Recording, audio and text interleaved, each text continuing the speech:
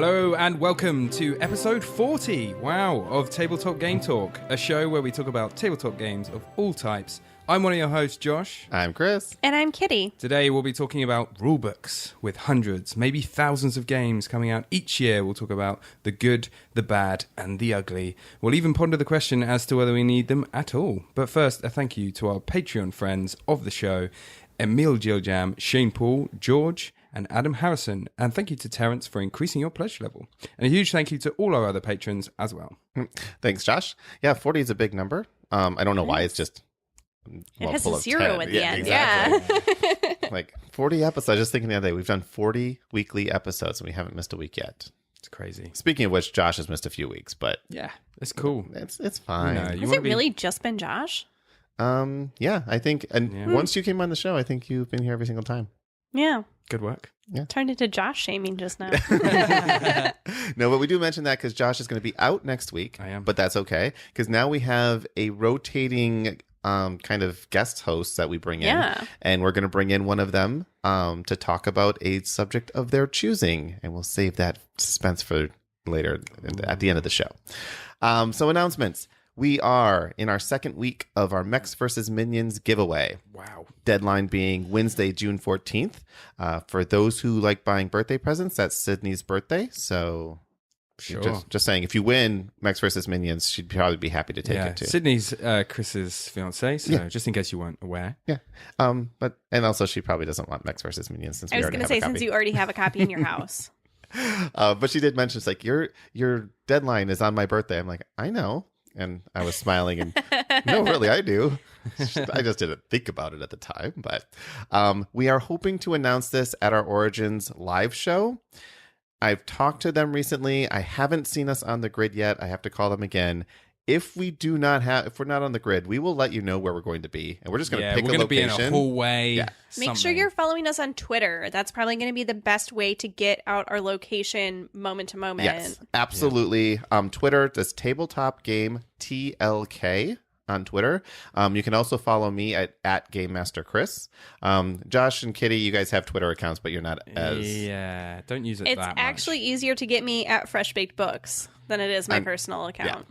But follow us on Twitter. We will tweet out everything we're doing at Origins, including being in the car. Who knows? We'll have the recording equipment with us, and it's a 5.5 hour drive, so maybe we'll do an impromptu in the car on our way to Origins. Maybe we'll make a behind the scenes oh my gosh, I keep doing this Origins episode. Yeah. Actually, I kind of like that. We'll make it a side chat episode. So the live show is going to be what we normally talk about. But speaking of GenCon, though, we are confirmed for that. We are in the book for that. That's going to be August 18th at 6 p.m. at the Crown Plaza. So it's Friday night. And we're really looking forward to that. That should be a lot of fun as well. And that's another one where Josh will not be there, but we do have replacement people. And Kitty has committed to being there for at least Friday. I will be there Friday. All right. So if it's really important for you to see me, be there Friday. Yes. And we'll probably have T-shirts at both places. So if you're interested in getting a T-shirt, come up to us. We probably will not be giving those out for nothing, but we will give them out at cost. We'll say that. So we'll give a few out just for fun. Maybe if you participate somehow. Yes. Oh, that's great. We'll make you work for the shirts. If you are at the show and you ask a question, you're participating in the audience, heck yeah. You'll get something. Yeah. For sure. Oh, yeah. We'll definitely have like buttons or bookmarks or, some kind of just stuff you throw in a bag and say, why did I get this? You're really selling it, yeah. I have so many different like bookmarks and stuff from different places. I'm like, oh yeah, this is really cool art. Where did I get this from? So hopefully we're more memorable. I don't know. I do want to mention the Dice Tower. So Dice Tower is another podcast. If you don't listen to them and you listen to us, that's fantastic. Yeah. But if you did listen to them, they just did a trick-taking games episode last week. So we beat them. We did ours first.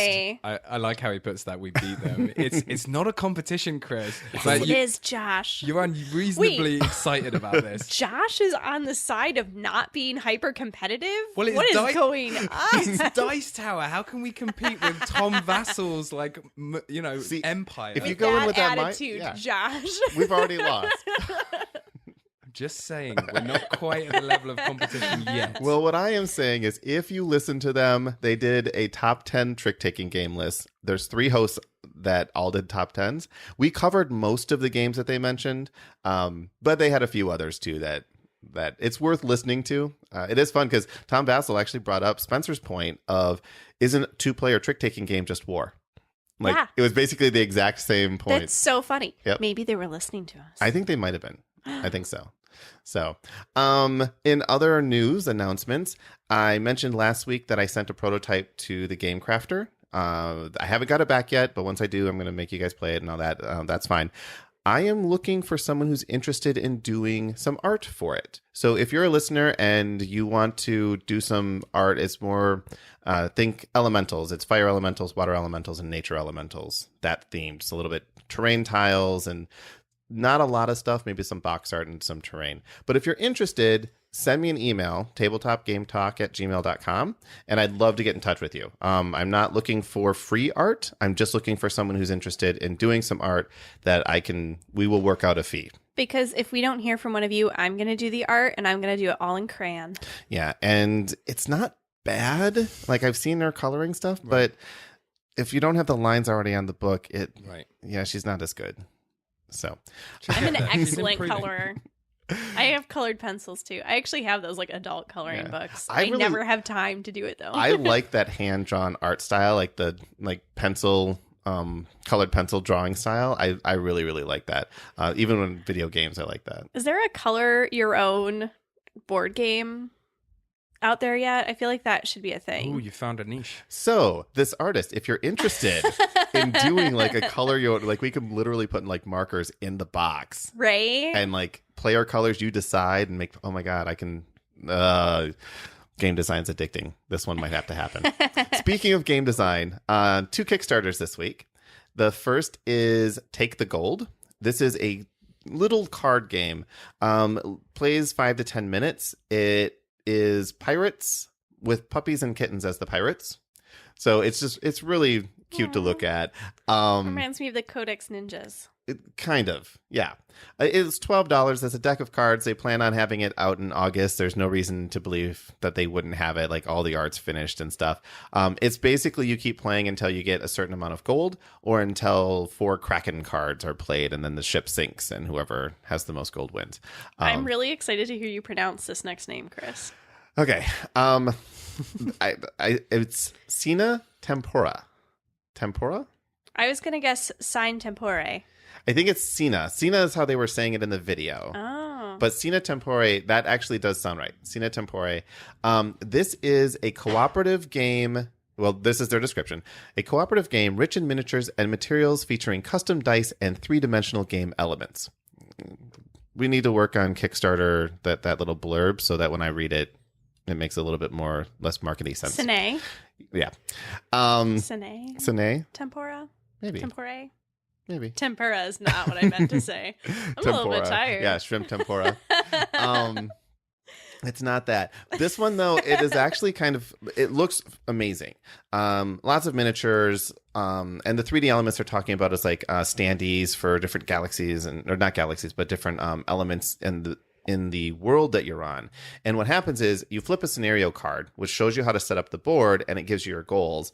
And then you take a team of space awesome guys through that particular mission and try to solve it. So it's full co-op. This one will set you back about so the kittens and puppies one, that's $12.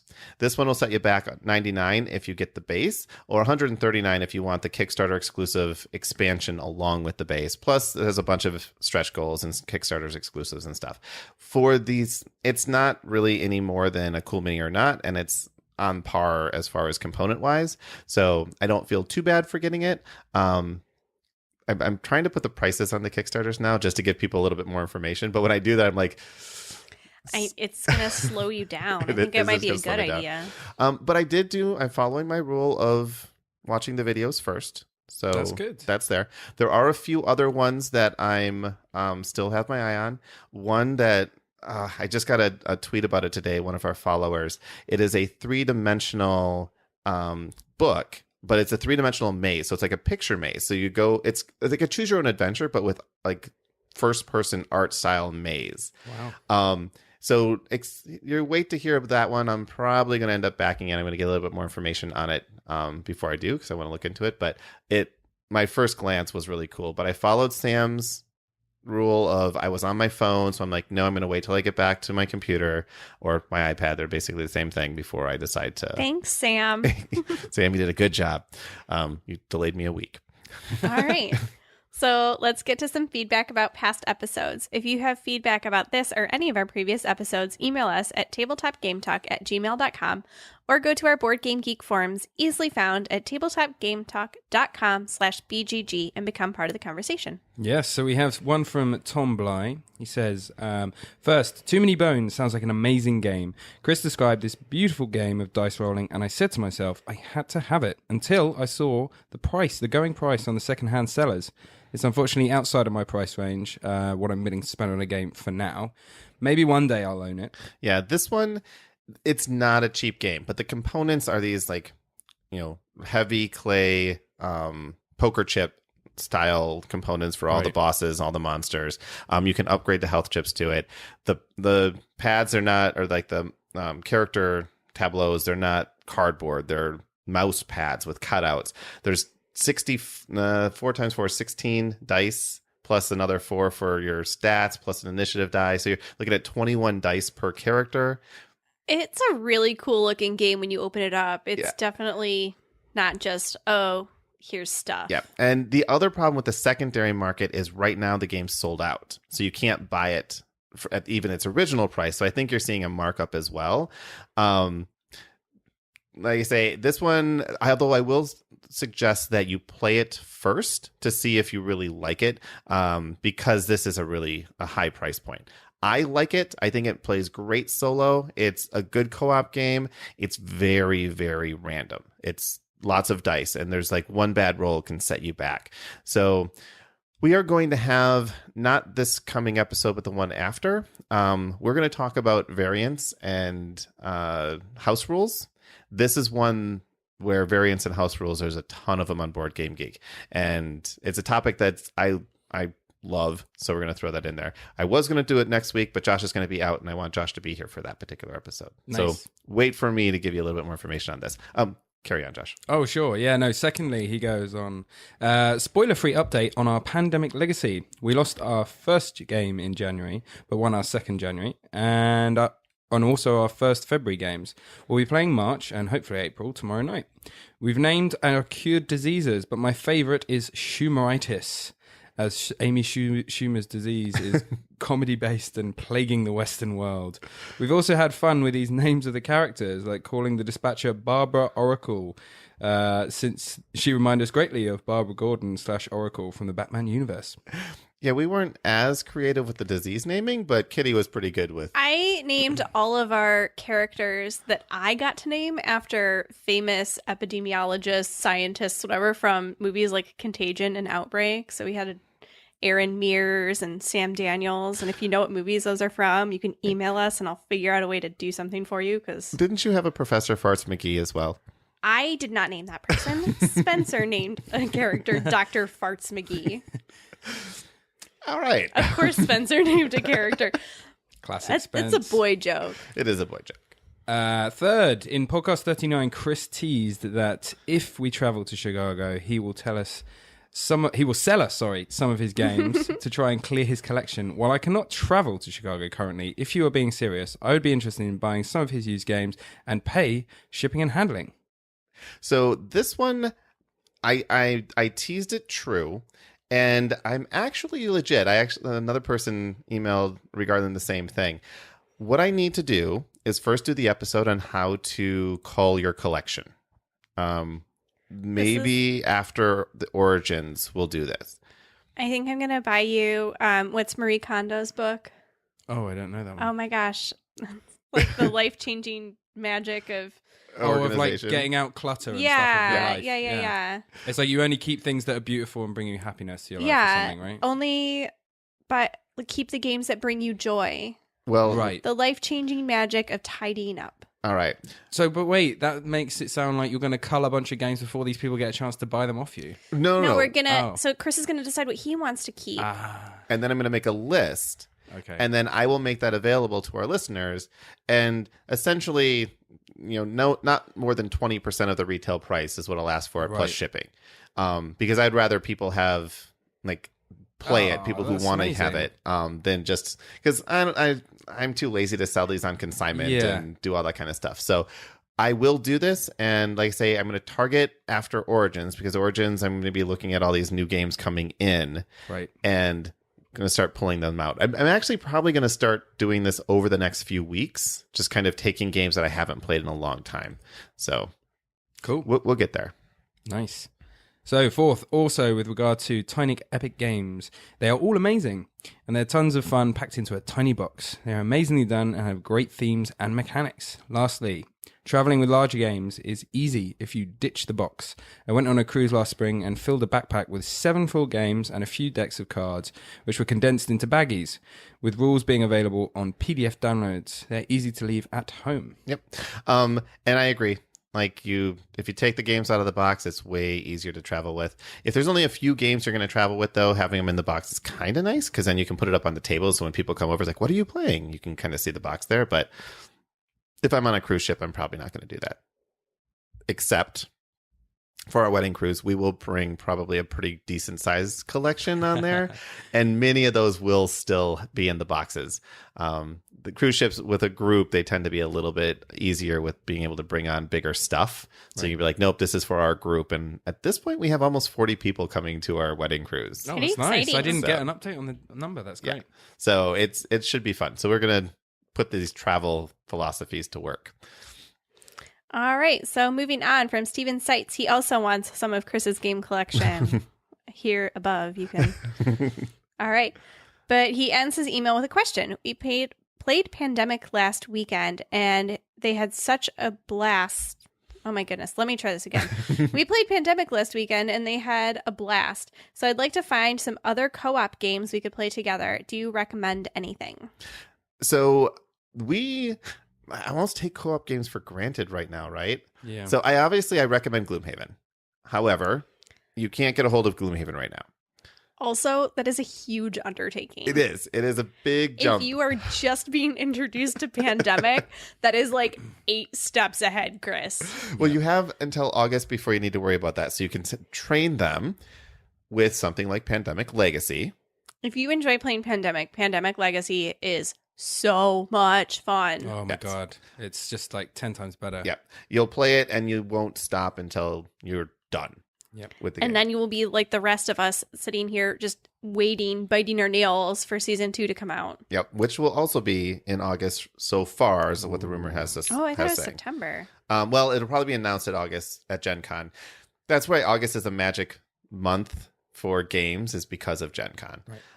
But sometimes they'll announce it there and you won't get it until a little bit later. But if you're at GenCon, that's why there's that huge rush, because you can get it there and it's not going to be in like full release for a couple months later.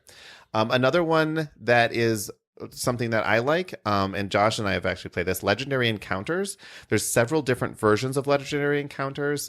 We played Firefly, but there's also Marvel. There's Alien versus Predator. If you want co-op, Legendary Encounters is what you're looking for. Legendary is the same system, but it's a cooperative competitive game. So you're still all working towards one goal, but you are competing against each other and doing it. So if you like any of those licenses, those are great. The Battle for Hogwarts deck building game. Oh, yes. It's a Battle really for Hogwarts. fun Yep. co-op game. Yep, it's a deck builder. Like both Legendary Encounters and Battle for Hogwarts are deck builders. If you have younger kids or people that are not even younger, just teens, preteens, that age, or you just like Harry Potter, like me. I was going to say, I think most of the Harry Potter fans are like 30 now. Yeah. Yeah. Did I tell you guys our wedding reception in Chicago is going to be Harry Potter themed? I knew that, but I don't know if you Seem to announced it on here. remember. Yeah, that's awesome. Yep. So we're gonna have like 4 tables, one for each of the houses Oh, that's and stuff. great. Like that's how we're gonna set it up. Yes, I am truly a nerd. Who's going to get seated at Slytherin. Slytherin? That's exactly what I was The thinking. funny thing is, there's a lot of I self-confessed feel like it's going to be Slytherin out you there. and me, Josh. Probably, yeah. So we're not doing assigned seating. So basically, people are going to fight over Gryffindor. I you feel. just go.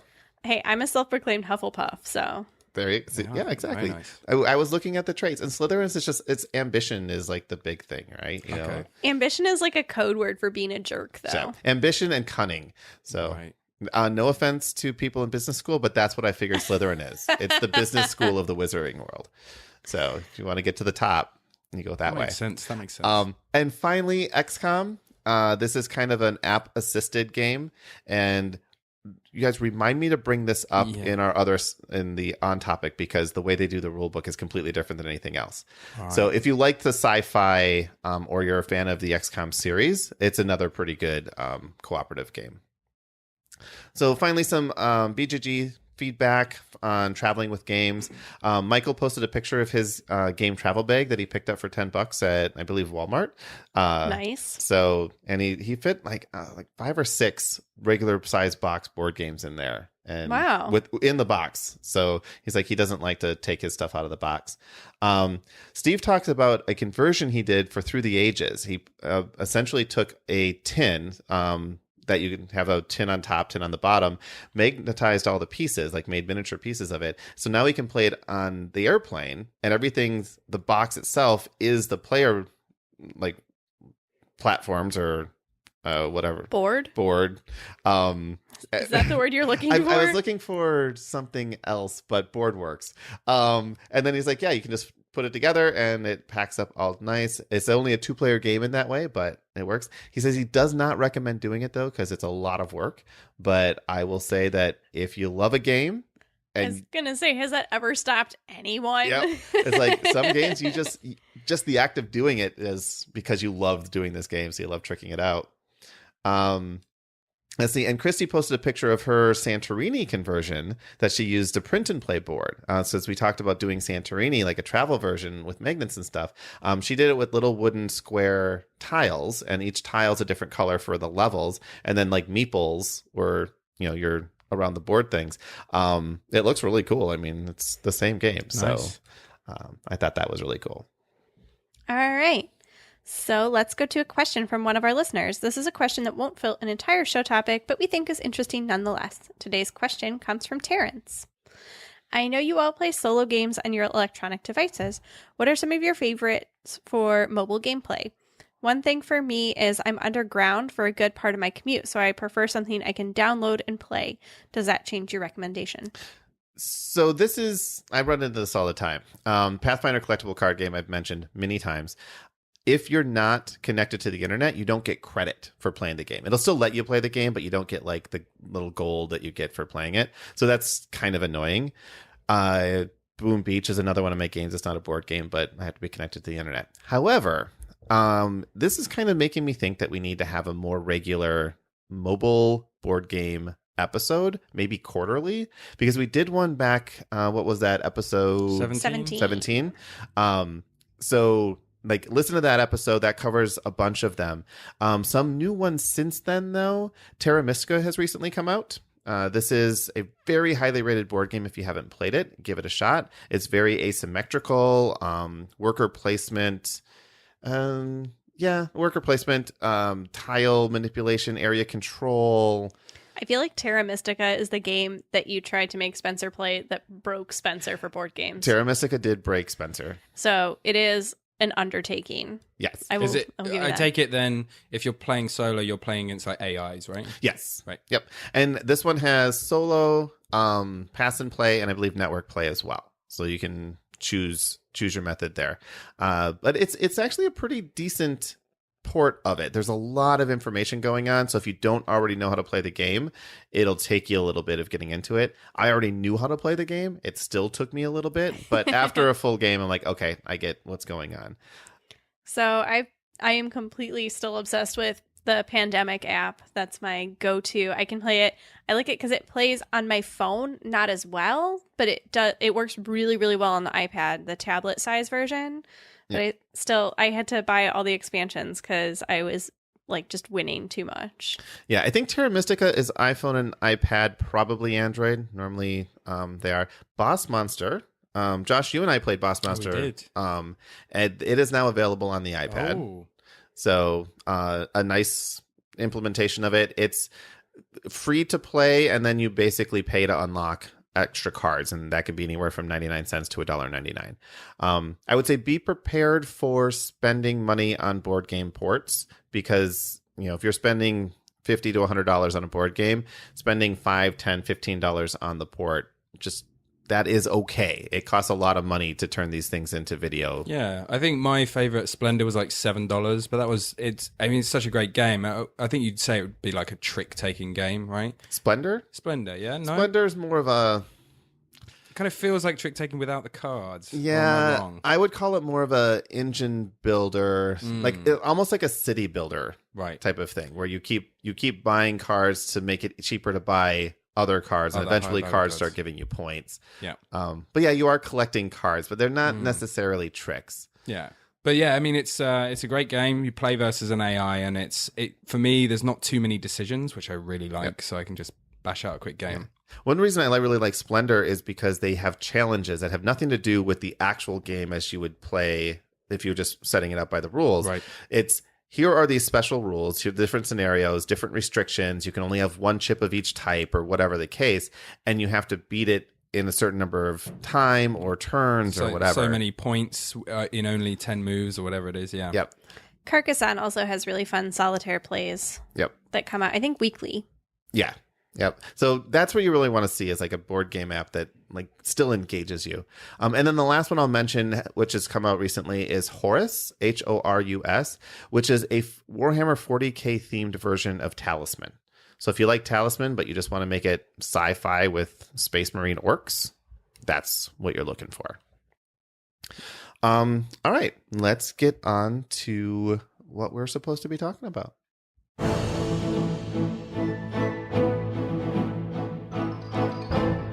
In this episode, we're talking about rulebooks. 1 book, 2 books, videos, formats, fonts, and layout.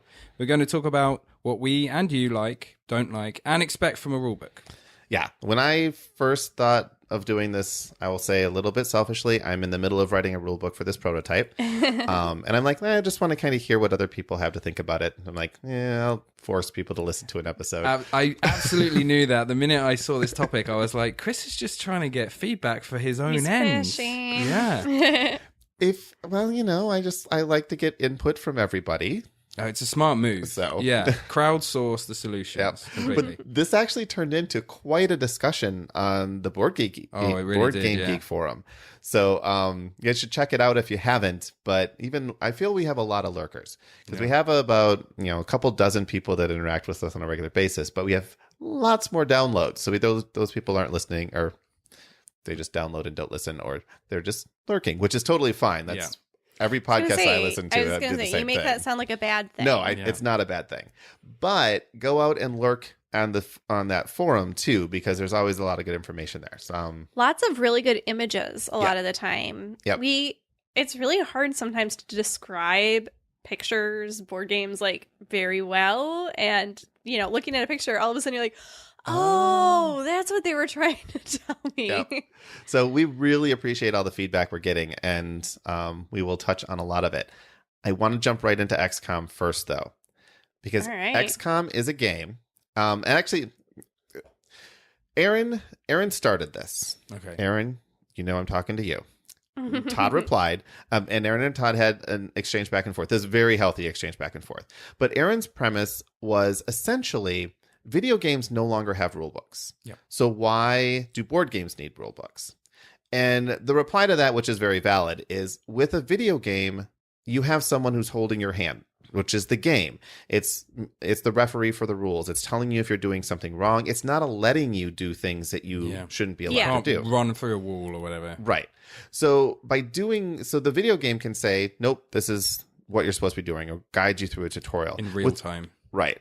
With a board game, you don't have that. There's nobody there watching over you. So somebody has to do that, for the game. That's usually the person who owns the game. And they usually do that by reading the rule book and then referencing the rule book as questions come up.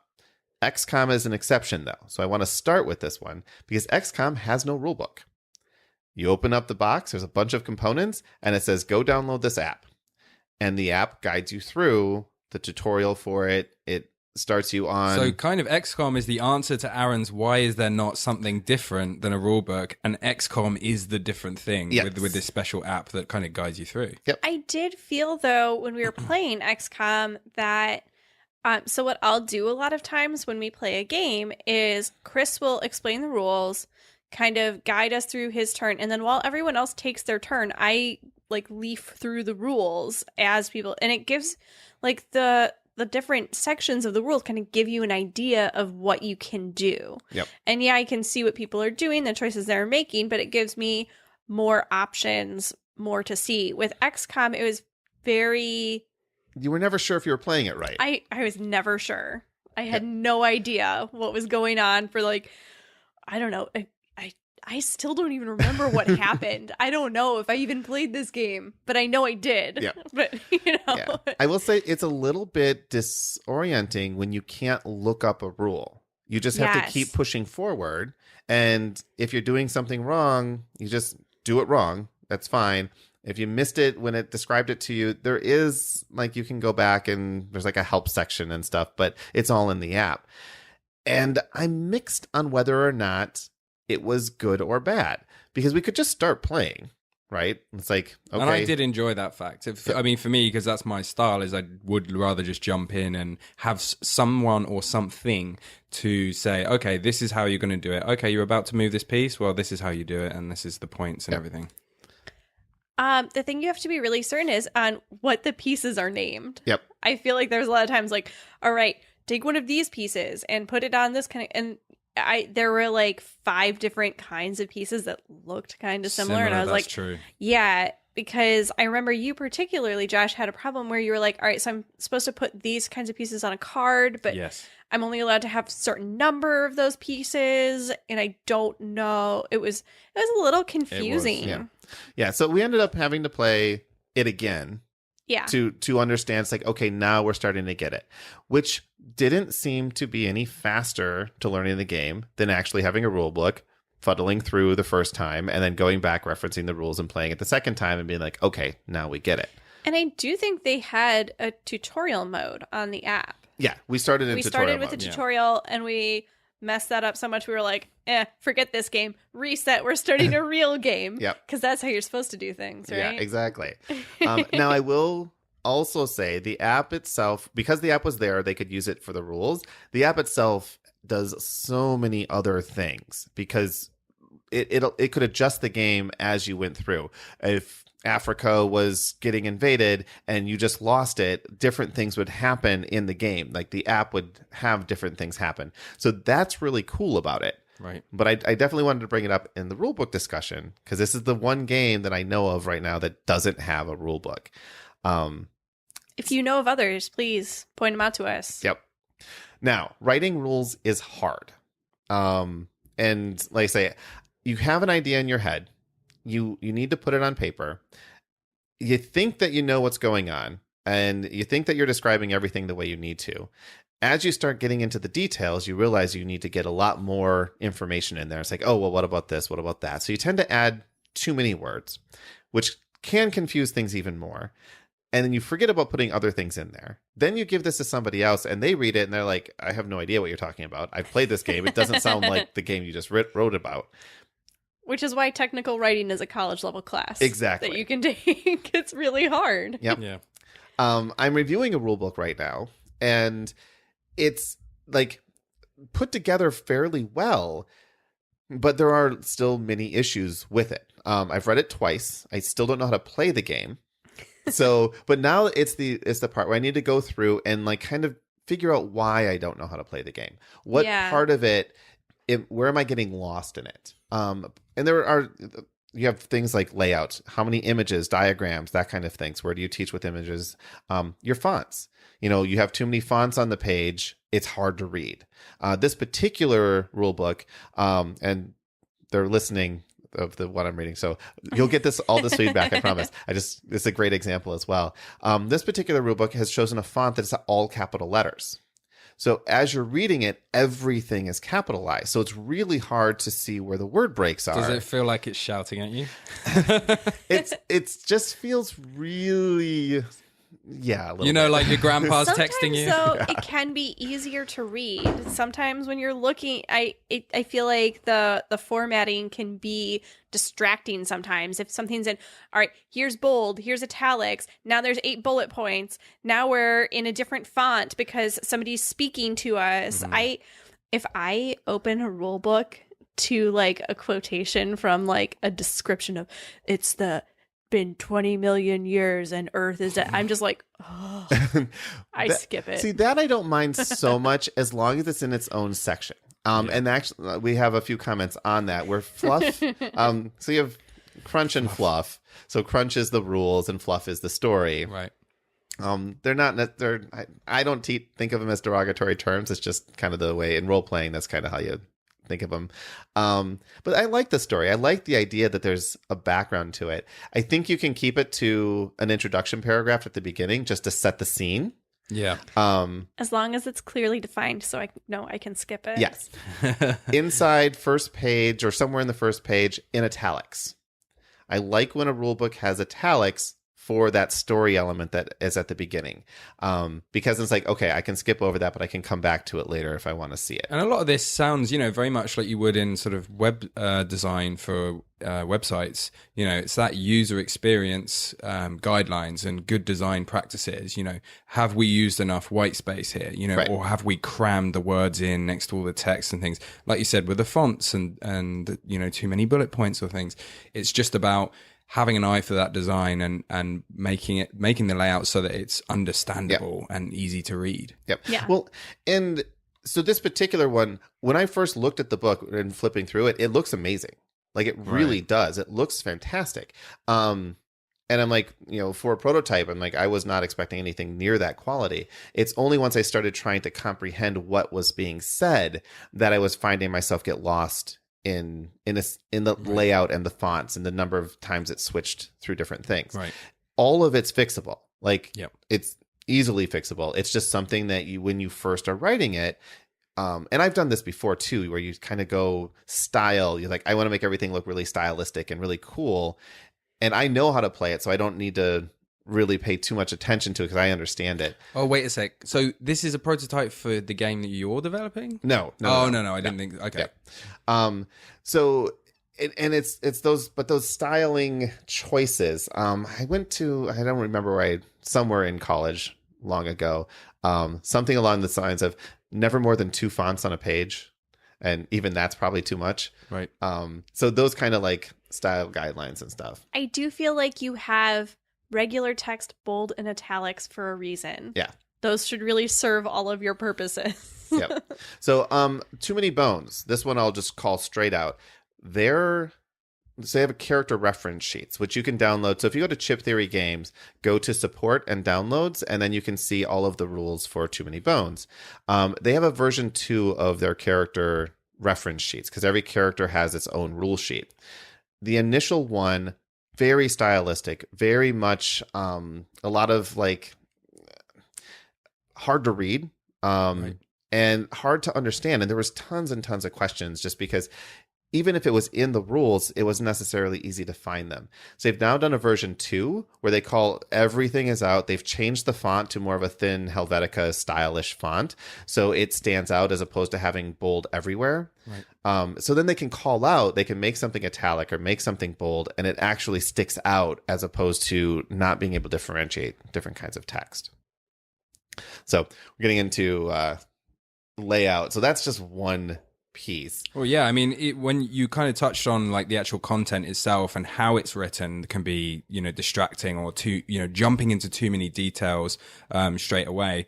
Terrence made a really great point about the importance of that sort of thing where, some professions, much like, for instance, journalism, you're taught to essentially tell the story 3 times over. So, first summarize everything into a very brief thing. We're going to tell you what we're going to tell you.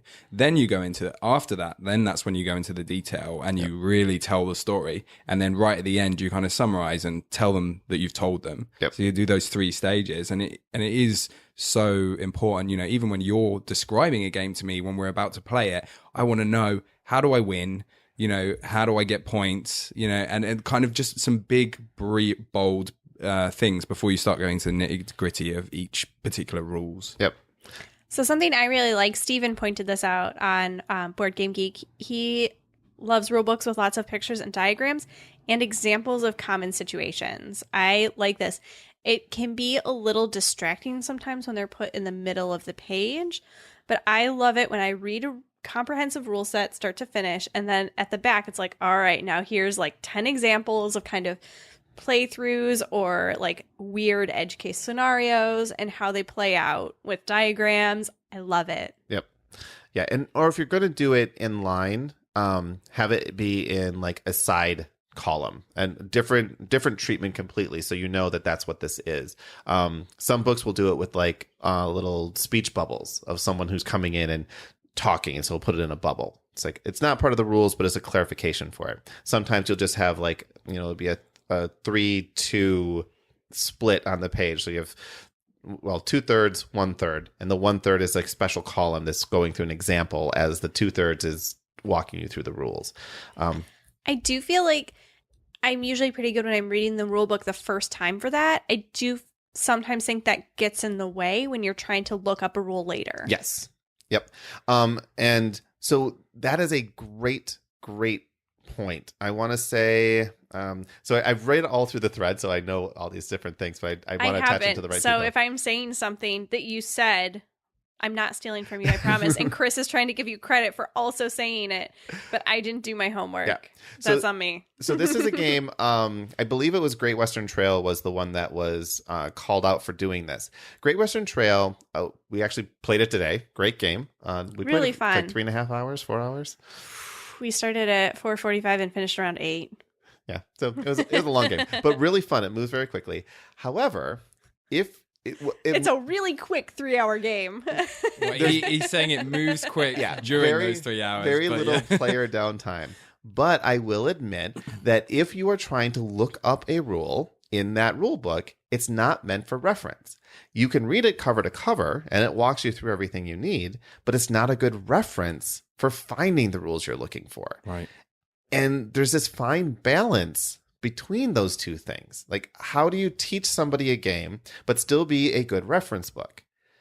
Fantasy Flight decided to say, okay, we're going to give you the how to play book, which walks you through how to set it up, how to play it, and then the rules reference book, which I believe Todd actually brought this up as a point where, actually, no, this was not Todd.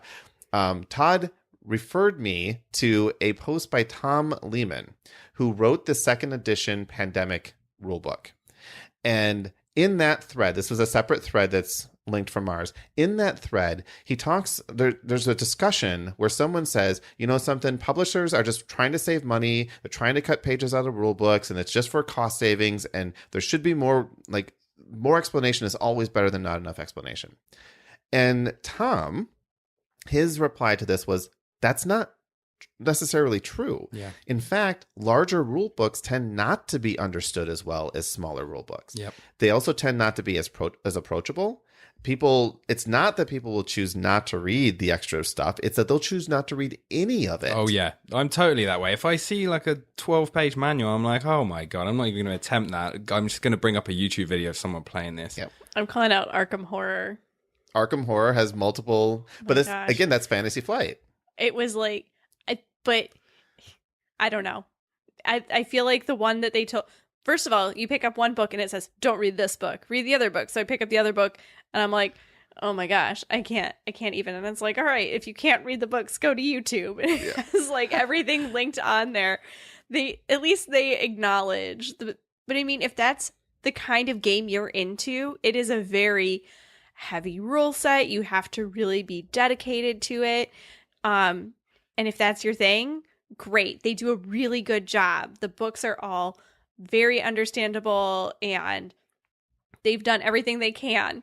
But to me, I was just like, this isn't my game. This is not for me. Well, the one thing that he called out for the 2-book method is oftentimes the intro to the game, the how to play, is written in a casual tone, where the rules reference is written in more of a legalese tone. And that change in tone can be a problem. But the bigger problem is you've just read the how to play. You're in the middle of playing. a rule question comes up. So you need to go to the rules reference that you've never touched. You haven't seen it. You're not familiar with the layout, and it's a completely different layout. So I feel like the rule reference really needs to have a good table of contents, good index, well-marked page numbers, all of those things. So it is a reference book. It's not, a casual read. Like, I'm just going to sit down and this will be fun. It's to look something up. Maybe one day, I was just thinking, because I know Aaron was saying, why hasn't the technology changed or move on any day? I could see in the future just being able to like talk to your phone. You've downloaded the answers to all the rules for this particular game, and you're just like, I'm playing Great Western Trail. How do I move over here and do this? And it just tells you the answer. Like, that would be amazing. This is a job for Watson. Yeah. So to be completely honest, we're almost there now. And because I can search for just about anything in Google, and it will take me to the Board Game Geek thread. Right. Trick to searching the Board Game Geek threads. Do not use Board Game Geek to search Board Game Geek. You're right, yeah. Use Google. Yeah. Great Western Trail, character movement. And ask the specific question, because someone else has already asked it, and it's been answered probably 3 or 4 times, and Google will take you directly to that thread. Like, that's the way I've answered so many questions, like, in quick real time in doing that. Nice. We had to go for the moons scoring. Yep. That was we were staring at the rule book just like, oh. And the fun thing about Board Game Geek is you'll often get input from the actual game designers. Yep. So it's like, this is what the intention was. And even if someone comes back and says, yeah, but that's not what the rules actually say. If the designer says this is what it is, you can be like, all right. That's the rule now. That's the rule now. And that kind of makes me feel like, I maybe will never see my vision of something that's going to talk to me back and tell me the answer, because the alternatives are, like you say, pretty much good enough already. And, board game design is such a, an area where the designers really don't have a lot of money to work with. The margins are slim. As we know, all the components are expensive. Sometimes the reason these rule books are lacking is because they're just struggling to put the game together at all, money-wise, and they haven't had enough time and resources. It's not a video game. Video games have, millions of dollars and, hundreds of people working on these things. Of course, they got time to really walk people through these things. And that, to that point, a lot of times the independent designers, they haven't had a chance to show these books to people who've never played the game. They have their group of playtesters, so you don't get what essentially is blind playtesting. Right. Give the game and the rules to someone else and say, try it. The game I mentioned earlier, that's exactly what they're doing. They're doing it with me. So they're not going to have the problem of, just saying, oh, I think this is working fine, and then give it out to the masses with something that's not clear. They're doing exactly the right thing. And they will get to where they need to go because they're doing the right thing. And that's something that a lot of times doesn't happen. And a designer may not be the best person to write their rules. They should definitely proof the rules. Right. But oftentimes you have someone else write the rule set. The designers say, hey, this is the rules, and someone else writes out how those rules work. That makes sense. It's a profession out there doing technical writing, instruction manuals, all those things. It's crazy. Yep. Now I do want to read Micheal. Most of the time I don't quote from the Board Game Geek, but this one is worth quoting because Micheal, as we've talked about before, demos a lot of games. And so he's kind of coming at it from someone who has to demo games. So just an excerpt from his post. To start the best rule books will do something that I learned is one of the best methods to teach a game. They go through the game from the start of turn 1 in order of play until the game ends scoring. This teaches the flow of the game, and in some of the best games, it expedites play. When learning a game and teaching a game, the fast and actual action starts, the better.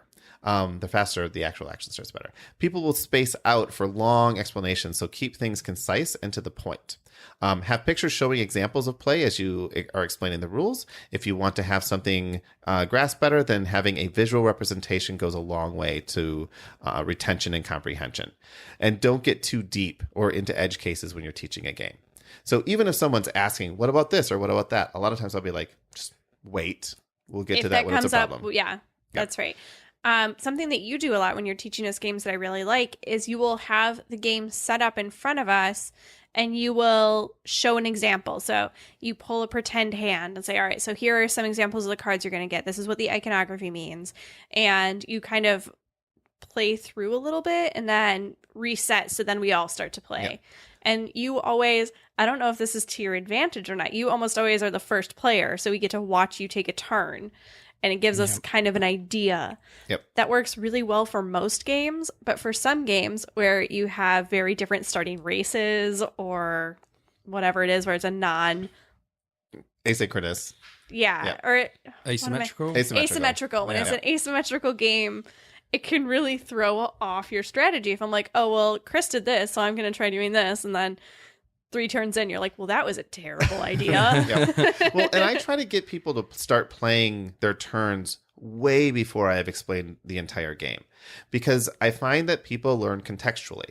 Now, it doesn't work for everybody who wants to know everything about the game before they start. To them, I say, read the rule book, read videos, know everything before you start. But if I'm trying to get 3, 4, or 5 people playing a game, I can't. Like, I know what it is to be talked at for 30 to 45 minutes. You're not retaining any of this. Which is why I'm the crazy person who's like, I need to know all the rules, but I don't want to slow down the game. So we're going to start playing, and I'm just going to sit here with the rule book for the first 4 or 5 turns. And when it's my turn, I'll go, oh, okay. Yep. Yeah, because Great Western Trail, we just did that. I taught Kitty and Spencer how to play the game. And we set it up. I said, here's how you put the diddle tokens on your card. This is how you move. This is what the cards in your hand are. And this is when you get to this end point, what matters. Also, there's a bunch of icons. When you land on something, we'll talk about what they do. And from that point, it was just like, okay, what does this do? All right, what does that do? And I'm just choosing something and I'm going to go with it. And within, I would say, 4 or 5 turns, and those turns go really fast, you kind of like, oh, I get it. I get what these things are saying. I still don't understand the strategy because it's a point salad game with 12 scoring options at the end. It was crazy point salad. Like, it was 2-point salad-y for me, and I love point salad. Yeah. You still liked this game. You just couldn't follow what was going on.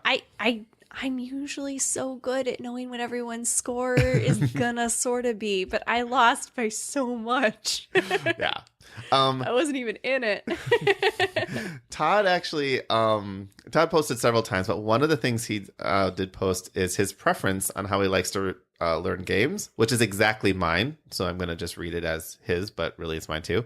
Read the rule book, play the game, read the rule book. Because the first time you read it, you're just getting enough information retained where you could possibly start playing the game and you know to look up things. After you've played your first game, when you read that rule book, it's a completely different experience because now everything's contextual. Every single time you go, oh. Yep. I usually text you guys afterwards like, all right, we only messed up 3 things. We need to do this, this, and this. And it's funny because everyone has their own preferences. Like, I really like to watch a video first and I want to see the pieces in motion. I mean, normally I don't have to because, as Kitty explained, Chris is there doing it in real time, moving pieces around, showing us how it works. But I love that visual thing. I love seeing it first before I've even looked at the rule book. But, you know, someone like you would much rather open the book. Kitty definitely, you know, prefer that. I want to read and then play and then read, or read, watch, read. Yeah.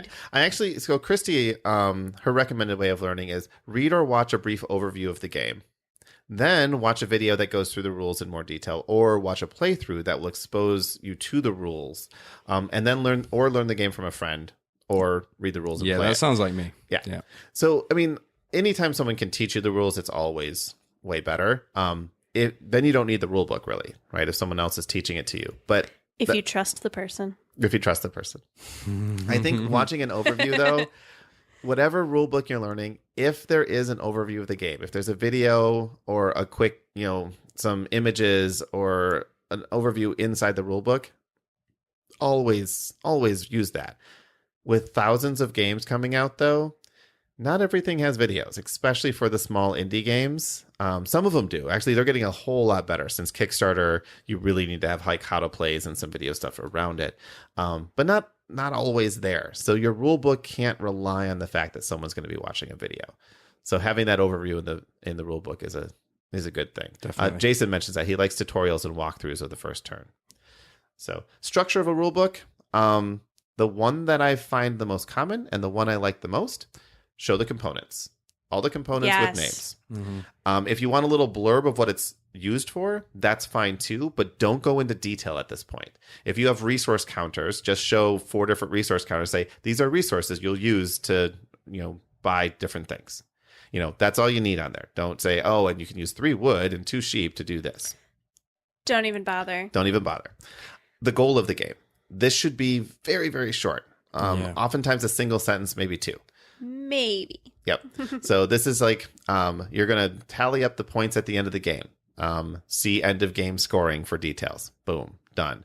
Or first person to get to the end of the track wins. Or whatever it is. Just a very simple thing. What I love is when they just have the name of the thing and then they have a page number afterwards. Yep. So if you know, I have a question about how the resource counters work, I can look at the resource counters. It says, page 7. Boom, there it is. I love it. Yep. It's kind of an inline index. Yeah. A lot of people mention that they want their rule books to have an index, and I agree. Any rule book that has more than probably 10 or 12 pages should have an index. But if you can inline index it as well, that helps. So then you don't have to explain everything in one spot. You can just reference them to the other. The next thing is setup. We haven't talked about how to play the game yet, short of maybe a component's description. Set the game up. This is how you set it up. Don't worry about anything else. Get it on the table. That way, if you are like Chris, I know this is the way you do it. You open the box, you get the rules, you set up the game, and then as you're reading the rules, you can look at how the pieces are working, moving. It's basically like you play with the rule book. Yep. Then do the turn by turn. So stepping through a turn, which is normally just order of play. Like this is what you do on a player's turn. Sometimes they'll talk about rounds at this point, like a round is everyone takes a turn, or a round is everyone goes until they don't have more actions left or whatever. So you can talk about the round at that point that encapsulates a specific turn, but then go through the player's turns.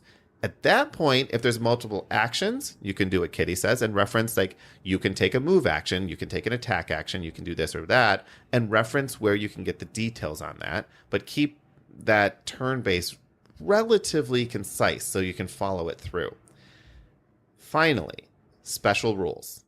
These are the exceptions. Asymmetric, are we using asymmetric? Asymmetric. Right. Asymmetric races or players or that stuff comes at the very end because you don't need to know everything about the different player types because that's not the core of the game. Teach the core mechanic first, then teach the exceptions to those rules.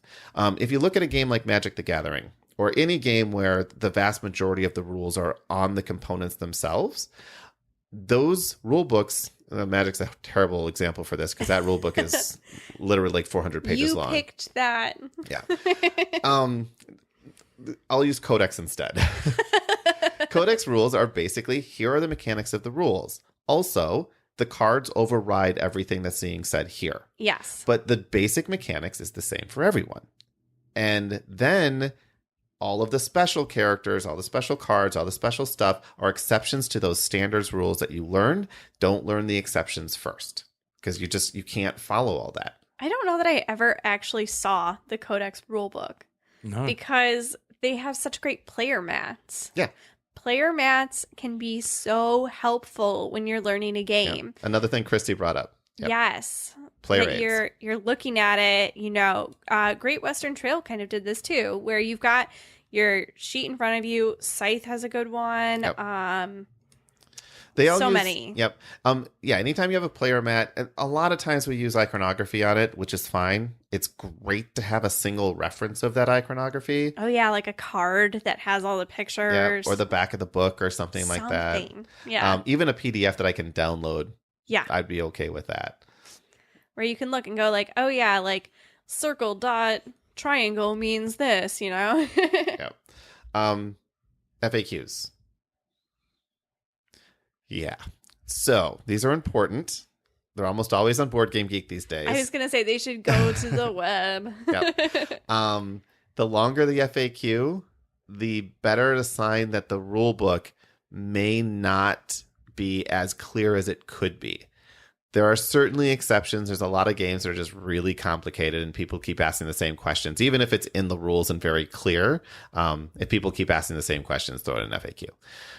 But keep an eye on the games that, if you have a particular rule book that you are like, this is great, and you don't need an FAQ, you're probably right. The rulebook's great. If you're finding yourself going online all the time, you probably found yourself a rulebook that might need a second edition or a little bit of editing for it. Again, not always, but sometimes. But PDF solves that, because now we can just update the rules on PDF, download the new rules, and call it good. So, I don't know. What do you guys think? I think we've covered rulebooks very thoroughly. I think so. I'm impressed.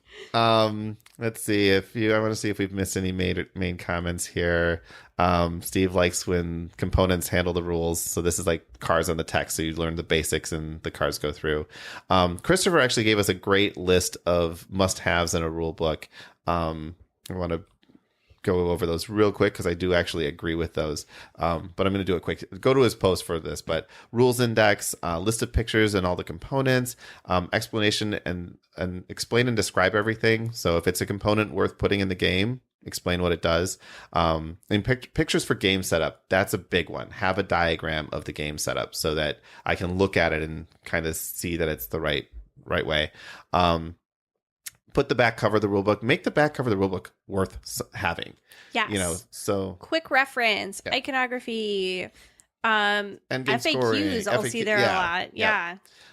Layout and presentation. Present the rules with some sort of understandable, reasonable order, which we just kind of went over. Rulebooks pet peeves. No or insufficient blind play testing. So this is this idea of, and we can't ever really know. Sometimes you can send your rulebook to a dozen people and they're just like, oh yeah, this is fine. They think the same way that you do. Right. Or they just don't feel like they are qualified enough to comment on it. So use playtesters that are willing to come back and say, hey, wait, how does this work? Really ask those questions. Don't assume that every bad rulebook hasn't gone through its due diligence. Sometimes it does. It's just, sometimes games are complicated. Yeah. So there's a bunch of things here, and I agree with pretty much everything he has here. So I just want to call it out. Thanks, Christopher, for pointing that out. I'd also like to say thank you to Trevor, because I think he's the only person on here that we haven't given a shout out to. He likes important bolded things. When you're looking for something, I love it when you're like, oh, what's this thing? I remember it's on the page, and then it's like, boom, right there. Yep. They know what you're going to be looking for later. Yep. And Todd and Aaron, the conversation between you two was fantastic. Yep. And actually really mature as well. So, that's one of those things where this is like those passionate things you could really go back and forth. I really think that you guys handled that well. So let's go into our new post-topic section, shall we? I do want to thank iTunes reviews. I'm going to say Gomes fam. Yeah. For you are our 60th review. You don't win a prize, but I looked at we have 60 reviews now. So I challenge our listeners to get us to 70 by Origins. That's 3 weeks. We can do it. Kitty's looking at me like that's a I'm skeptical. Prove me wrong. Also, we mentioned at the top of the show, we have Twitter pages. I have Twitter accounts, Facebook pages. We haven't been pushing them as much lately because we haven't wanted to bother you at the top of the show, but I figure bottom of the show, we can push that. Again, Tabletop Game TLK on Twitter and Game Master Chris on Twitter. And then our Facebook page is /Tabletop Game Talk Podcast. Kitty takes care of the Facebook stuff. I'm usually on the Twitter stuff. Reddit sometimes for me. And Reddit for Josh. And yeah, and if you are interested in our Patreon, tabletopgametalk.com/Patreon, we have multiple levels. We're trying to get up to essentially what the Patreon money goes to, because I think that's a really good question. The fees for hosting, eventually to pay back all of the different equipment that we use. I get a decent... I didn't realize how much it costs to host a podcast and the website to put the podcast out there until I started doing this. Yeah, and the processing and... Oh, yeah. Monthly fees. And then there's all the games you're giving away as well. And the games. So that's another thing. It helps me kind of supplement my, I'm going to call it research. And being able to give away things. I really like being able to kind of get back to the audience and stuff. Eventually, it will pay for the audio equipment. I do get compliments on the audio from time to time. It's not cheap to have good audio. And so that's what the Patreon's for. And what our next goal is, I want to get start contributing to the Jack Vassal Memorial Fund, which is a charity that the Dice Tower runs that helps gamers.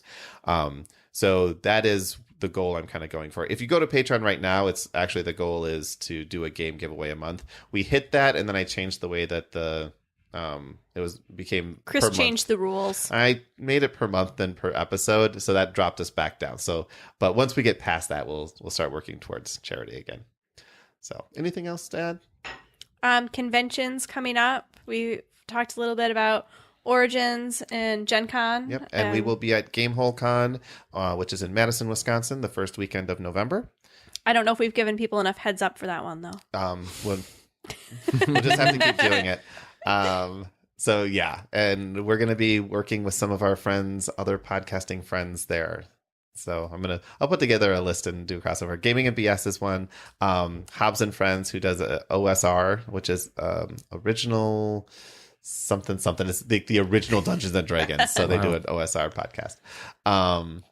But yeah, so and Misdirected Mark. So the group of us are going to be there, and they're really cool people. So all right, I think that's long enough, Josh. Indeed. Well, thank you for listening. And remember, we love your feedback. So consider leaving us an iTunes review. Email us with comments or questions at tabletopgametalk@gmail.com. And visit us at the site tabletopgametalk.com to learn more about becoming part of the conversation. Finally, a huge thank you to our patrons, Micheal Giljam, Shane Paul, George, Adam Harrison, Sam from New York, Tom Bly, Jason Strong, Terrence Miltner, Stephen Seitz, Alex Brown, Michael Ohl, Josh Arntz, Trevor Olson, Brian Arnold, Sean Kelly, Joseph Lee, John Merkel, Daniel Shepard, C. Marie, Rudy Liu, Benjamin Heimowitz, Jerry Huang, Mike Smith, and Stefan Phillips. Hey, bro. And if you'd like to support us via Patreon and be auto-entered into all of our giveaways, you can find out more at tabletopgametalk.com/Patreon. Until next week, when bringing people into the hobby will be the topic, keep playing games and having fun. Good night.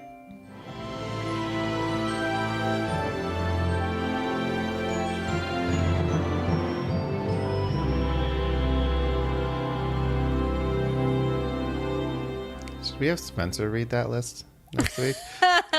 He'd be great at it.